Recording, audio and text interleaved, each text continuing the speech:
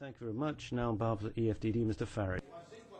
Failures in my long years here, the introduction of a currency that's impoverished the Mediterranean. I've seen the idealised Schengen area lead to the free movement of Kalashnikovs, and every single week and month we see the attempt to create a single state of Europe, which of course the European peoples don't want. But the EU's common asylum policy is the lowest ebb for policy yet.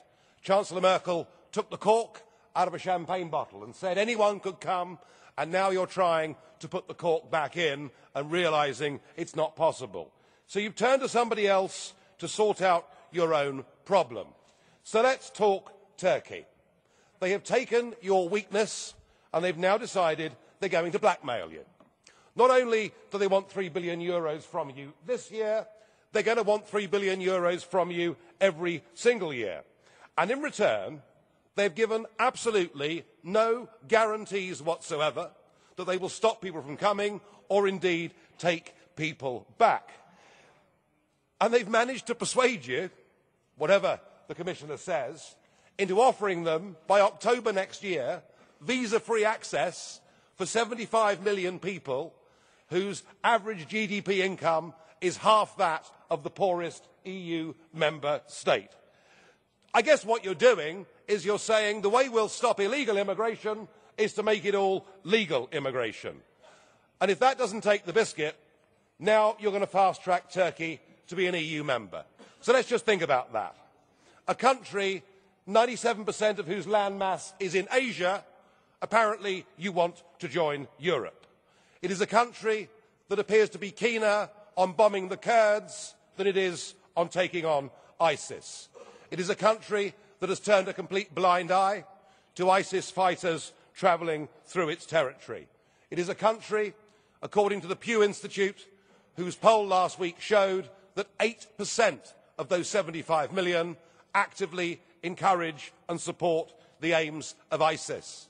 It is a country directly and closely linked with buying ISIS oil, and we will finish up bordering Syria, Iraq and Iran. It is mad. It is the most dangerous decision the European Union has yet taken. I'm sure the British Prime Minister will be delighted. He's campaigned for this since 2005. To me, without any of the other debate, if there was one single reason why Britain should, in this referendum, vote to leave the European Union, it is the folly of political integration with Turkey. It is not only stupid, it is damned dangerous.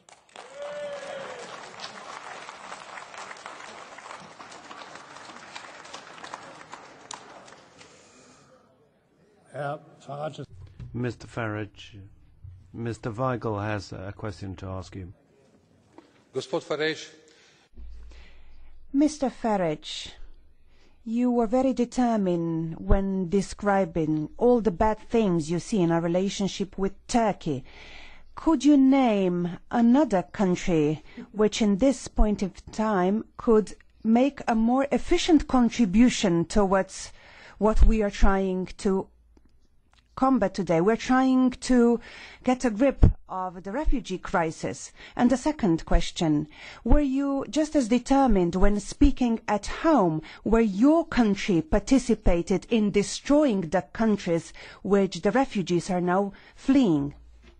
Believe you me, I was no supporter of Tony Blair's endless series of wars, and if I was in a different parliament and not this one, I would vote against the bombing campaign that Mr Cameron wishes to join the Americans and French in, because it has been poorly, badly thought through with no long-term strategy whatsoever. Look, if you want to deal with a problem that you've caused yourself in life, rather than relying on somebody else to do it for you, perhaps it's better to recognise and realise you've made a mistake. And the only solution open to the European Union is to follow the example of Australia, who from 2008 onwards had a lot of boats heading towards their country, a lot of boats sinking, a lot of people drowning, many of the similar symptoms and problems, and the Australians said, if you wish to become a refugee or a migrant to Australia, you will not succeed in doing so if you come via this route. And the boats stopped coming. And the EU needs to have the moral courage to stand up and say that, but frankly, they haven't got the guts.